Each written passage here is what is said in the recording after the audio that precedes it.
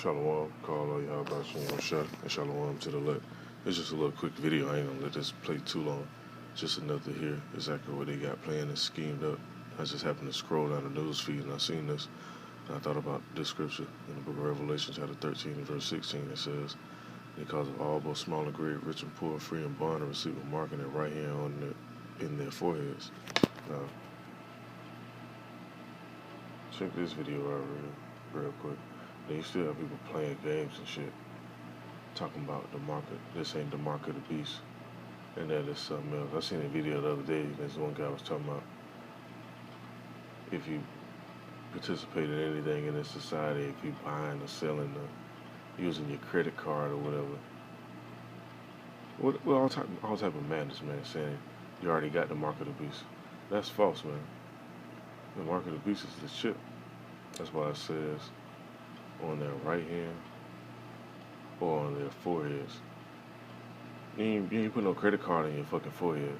And all the other stuff people be saying. Let me let this play now.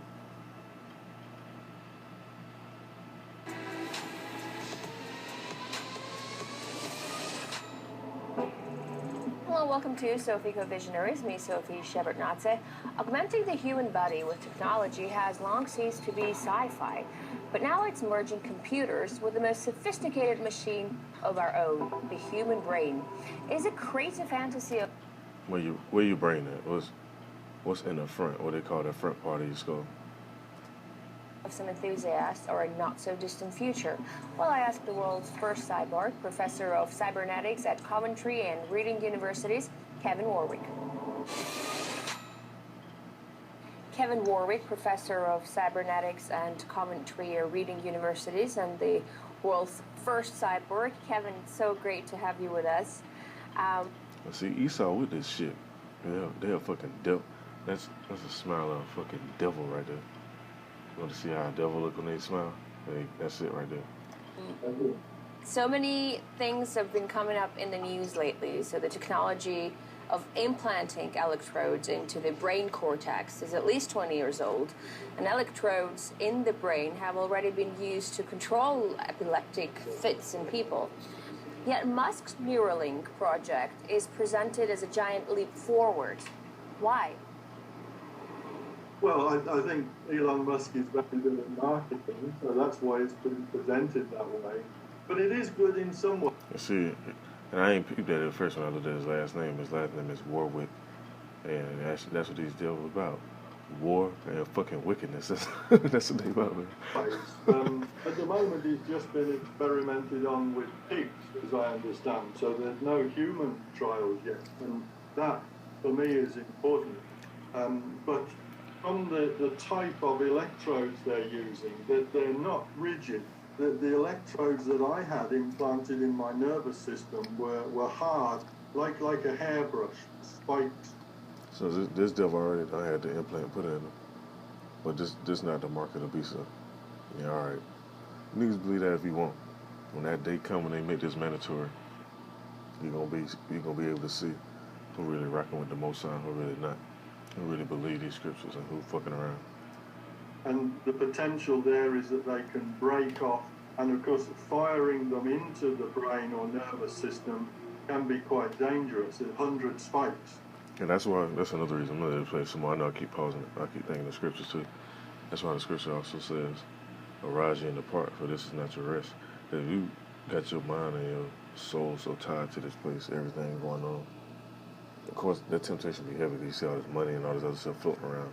People flashing money, different cars and all type of other stuff.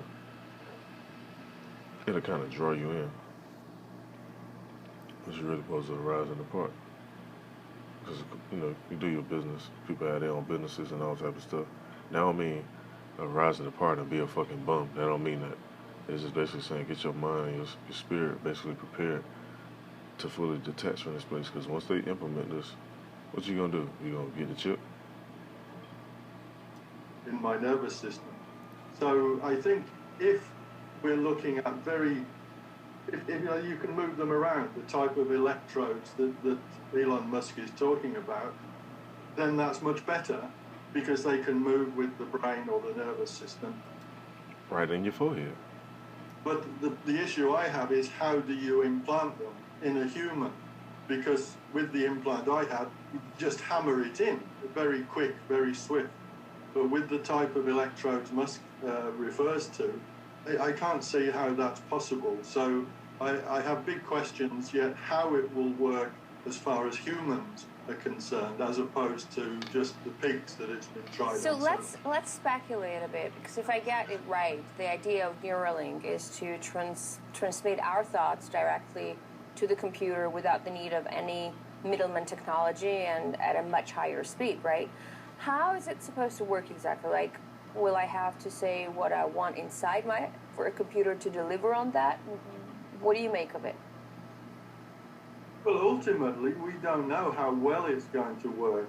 What's been done so far is more motor signals, so making any movements, and those neural signals can be sent out, say, to a robot arm to cause it to move. So you can move technology remotely.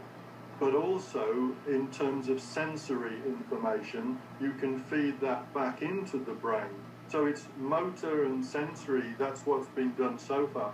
But the big advantage is, of course, is what you're referring to, the possibility of sending all sorts of brain signals from the brain to not just to a computer, but potentially into another brain or into a machine, an artificial intelligence brain.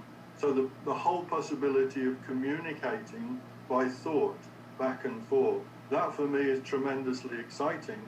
But we've done rudiments, a bit like telegraphic communication from nervous system to nervous system.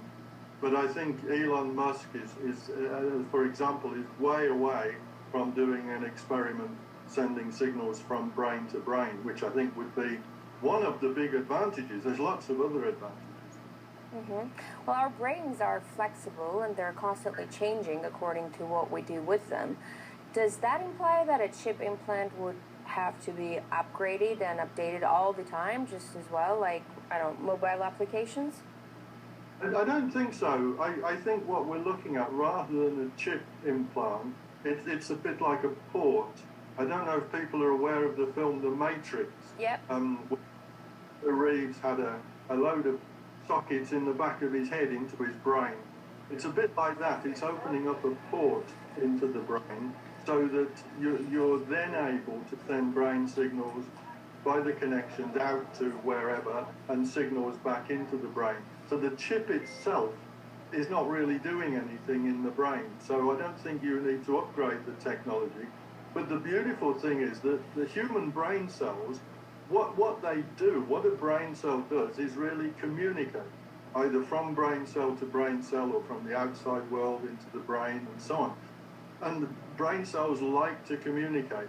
And I really feel here that once you get this port in the brain cells will adapt. They are flexible. They can make new connections. Even when you're older, they still make new connections.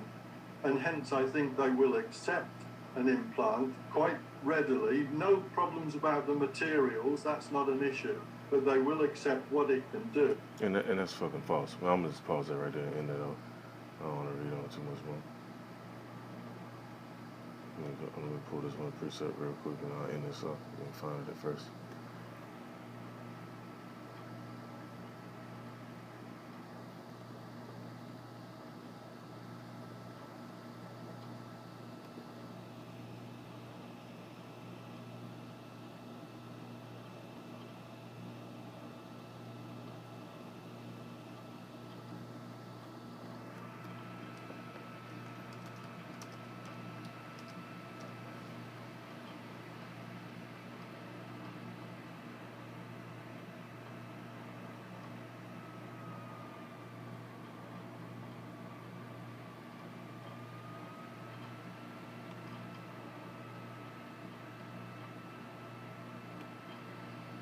That's in the book of Revelation, chapter 16 and verse 2.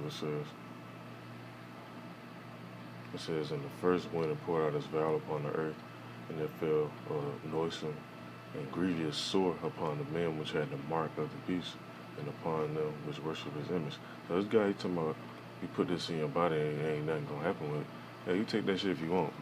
that technology in your bloodstream or whatever, and you get that damn sore. The scripture's talking about.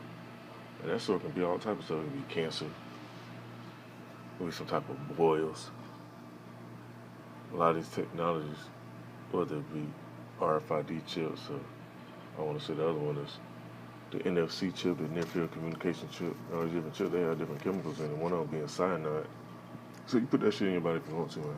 I just want to bring this out just to update some people that be watching these videos and check out what Esau really doing behind the scenes. This is the real shit you should be paying attention to. Because this is where the financial system going to next. This the agenda. Wait, just like Esau got an agenda, the Most High got a bigger agenda. Let me go to the book of Job. And I'll end this off with this last scripture.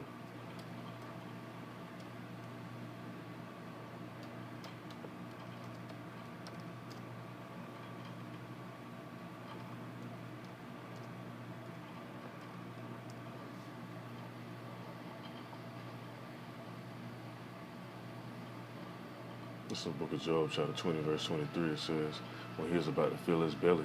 Because they going to do this. It's already made. They put the little videos out there like it ain't made or nothing like that. They already got this stuff. Elon Musk and all them other little upper echelon devils. They got all this stuff made. The RFID chip.